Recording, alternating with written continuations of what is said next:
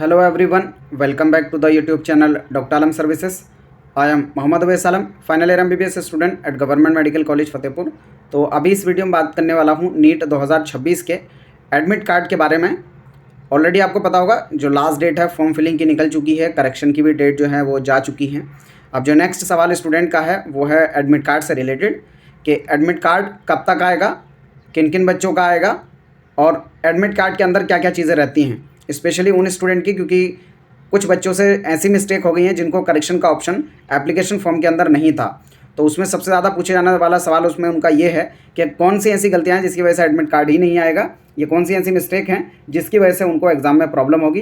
तो यहाँ पर मैंने पिछले साल का एक जो एडमिट कार्ड है डाउनलोड कर लिया है, वो मैं आपको यहाँ पर दिखाने वाला हूँ क्या क्या ऑप्शंस उसमें रहते हैं, किन गलतियों की वजह से आपको जो है प्रॉब्लम हो सकती है, क्या डेट रहेंगी इस साल के लिए, यानी किस डेट में आपका एडमिट कार्ड आएगा, और जो आपकी सिटी इंटीमेशन स्लिप है यानी आपको कब और कैसे पता चलेगा कि आपका एग्ज़ाम सेंटर कहाँ पर पड़ा है। क्योंकि ऑलरेडी आपको पता होगा फॉर्म फिलिंग में आपने 4 सेंटर डाले होंगे। अब उन चारों में से कौन सा सेंटर मिलेगा आपको, ये कब तक पता चलेगा, और नॉर्मली कौन सा रहता है, ये इस बारे में हम जो है बात करेंगे। जो लोग भी चैनल पर नए हो चैनल को सब्सक्राइब करें, वीडियो को लाइक करें और अपने फ्रेंड्स में ज़रूर शेयर करें। किसी भी तरह की कोई भी क्वेरी भी आपसे अगर बचती है तो आप नीचे कमेंट बॉक्स में बता सकते हैं, उसका डेफिनेटली अप्लाई हम करेंगे। ये आपके सामने 2025 का जो आपका एडमिट कार्ड था वो एक स्टूडेंट का मैं आपके सामने दिखा रहा हूँ।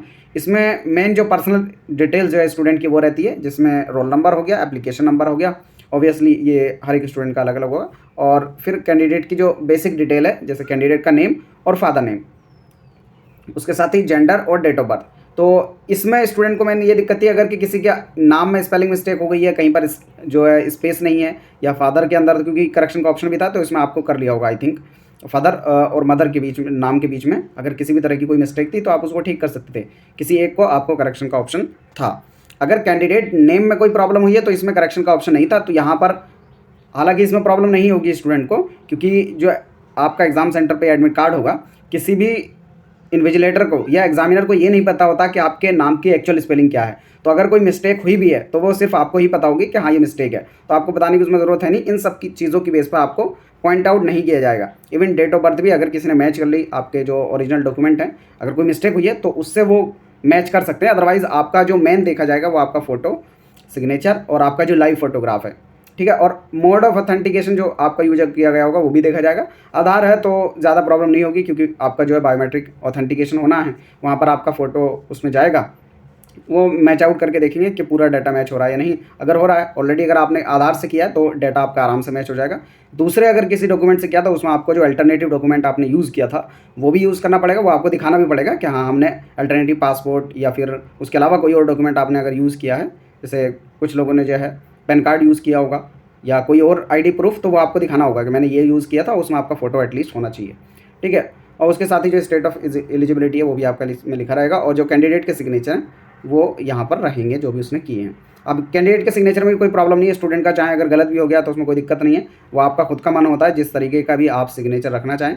और फिर जो बेसिक डिटेल है स्टूडेंट की वो रहेगी कि किस टाइप का क्वेश्चन पेपर उन्होंने अप्लाई किया है, यानी हिंदी इंग्लिश कौन सा मीडियम रखा है। अगर हिंदी होगा तो आपके पास पेपर इंग्लिश और हिंदी दोनों लैंग्वेज में आएगा, इंग्लिश रखा है तो सिर्फ और सिर्फ इंग्लिश में आएगा। फिर डेट ऑफ एग्जाम लिखी रहेगी कि यहाँ पर पिछले साल की है, टाइमिंग लिखा रहेगा कि आपको एग्ज़ाम सेंटर पर किस समय पहुँचना है और कब से आपका एग्ज़ाम शुरू होगा वो भी लिखा है।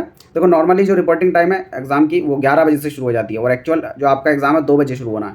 तो लगभग यहाँ पर आप मान के चल सकते हैं कि 2 से 3 घंटे पहले ही आपका एग्ज़ाम सेंटर खुल जाता है। तो उन बच्चों को यहाँ पर पहले पहुँचना पड़ेगा जिनके लगता है कि उनके डेटा में कुछ ना कुछ प्रॉब्लम है, या उनका वेरिफिकेशन सही से नहीं हुआ है, या उनका आधार अपडेटेड नहीं है, तो उनको एग्ज़ाम सेंटर पर पहले पहुँच जाना चाहिए। 2 से 3 घंटा काफ़ी पहले होता है, मतलब अच्छा खासा टाइम रहेगा, वहाँ पर इन्विजिलेटर काफ़ी रहेंगे, तो आप आराम से अपना वहाँ पर वेरिफिकेशन करवा पाएंगे। आपका जो एग्ज़ाम सेंटर है वो नेम लिखा रहेगा, उसका एड्रेस लिखा रहेगा, ये आपको जब एडमिट कार्ड आएगा उसमें लिखा रहेगा। अभी मैं आपको ये भी बताऊंगा कि इस साल की एक्सपेक्टेड डेट क्या रहेंगी इस क्वेश्चन आपके एडमिट कार्ड को आने के लिए, और उसके साथ ही आपको ये कब पता चलेगा कि आपका कहाँ पर सेंटर पड़ा। और फिर यहाँ पर सेल्फ डिक्लेरेशन रहेगा।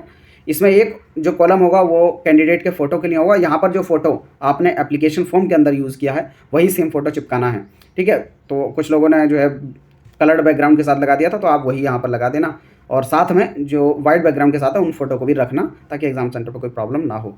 कैंडिडेट के लेफ्ट हैंड के थंब इंप्रेशन यहाँ पर लगेंगे।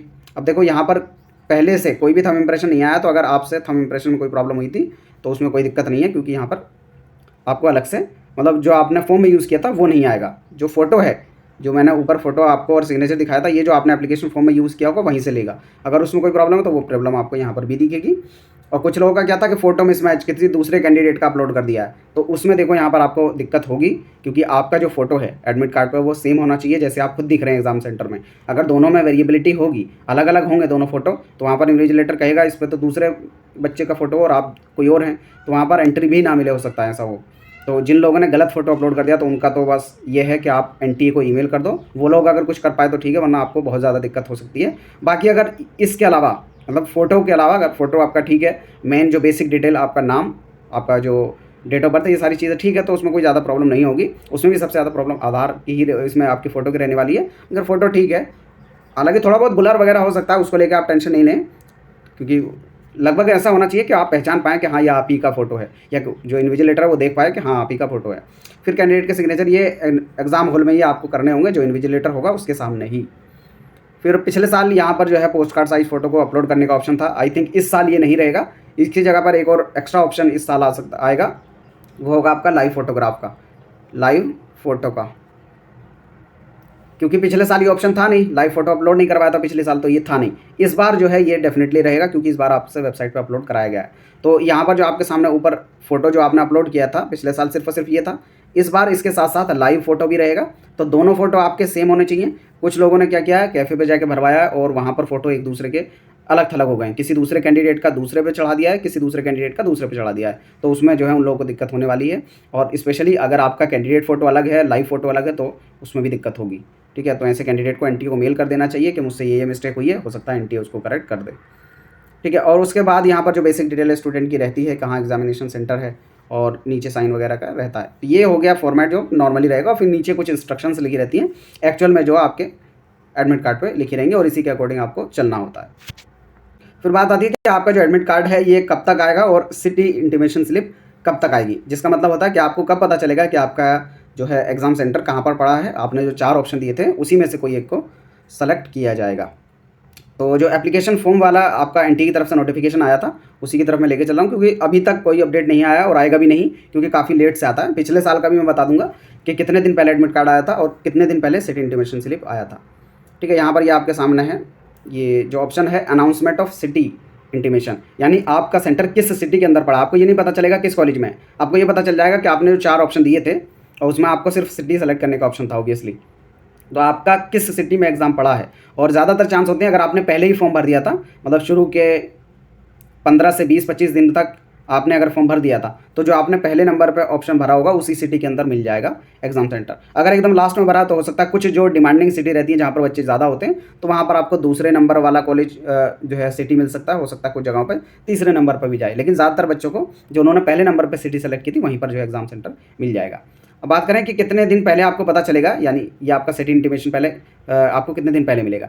तो एग्ज़ाम से आपका 10 दिन पहले ये आपको पता चल जाएगा कि आपका जो है एग्ज़ाम किस सिटी के अंदर होने वाला है, और वेबसाइट पे इसका ऑफिशियल अपडेट आएगा, आप डाउनलोड करके उसको देख पाएंगे। तो जैसे अगर इस साल की आप डेट की बात देखेंगे तो 3 मई को है, तो लगभग आप मान के चल सकते हैं कि लगभग 20 से 25 अप्रैल तक जो है आपका ये सिटी इंटीमेशन स्लिप आ जाएगा। आपको पता चल जाएगा कि कहाँ पर आपका एग्ज़ाम सेंटर पढ़ने वाला है। और एक्चुअल जो आपका एडमिट कार्ड है जिसकी बेस पर आपको एग्ज़ाम देने जाना है, वो आपका एग्ज़ाम से 3 से 5 दिन पहले ही आएगा सिर्फ और सिर्फ। ठीक है, तो आप मान के चलें यहाँ पर 3 मई को एग्ज़ाम है, तो हो सकता है 1 मई से आपका जो एडमिट कार्ड डाउनलोड करने का ऑप्शन एक्टिवेट हो, या फिर हो सकता है उससे 2-3 दिन पहले, यानी 29 या 30 अप्रैल के अराउंड आपको एडमिट कार्ड डाउनलोड करने का ऑप्शन आएगा।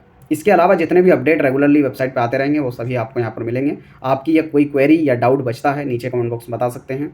और उसके साथ ही मैं ये बताऊं कि अगर आपने गलत भी इन्फॉर्मेशन एडमिट कार्ड का फॉर्म फिलिंग में भरी है, तो उसमें ऐसा नहीं है कि आपका एडमिट कार्ड नहीं आएगा। एडमिट कार्ड सभी का आएगा, क्योंकि किसी का भी फॉर्म रिजेक्ट नहीं होता है। आपको दिक्कत एक्चुअल में एग्जाम सेंटर पे होगी, काउंसलिंग में होगी, अगर आपने प्रॉब्लम की है तो, यानी कोई ऐसी मिस्टेक हुई है जिसको करेक्ट करने का ऑप्शन नहीं था।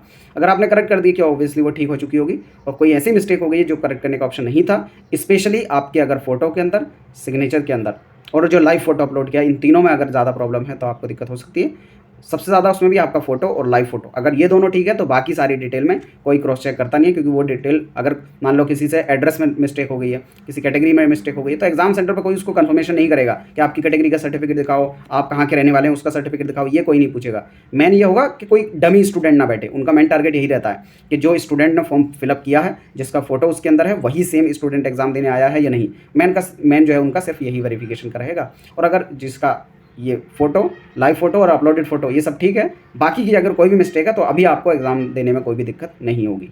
ठीक है, तो इस वीडियो को यहीं तक रखते हैं। कोई क्वेरी हो नीचे कमेंट बॉक्स में बता देना। मिलते हैं नेक्स्ट वीडियो में, तब तक के लिए थैंक यू।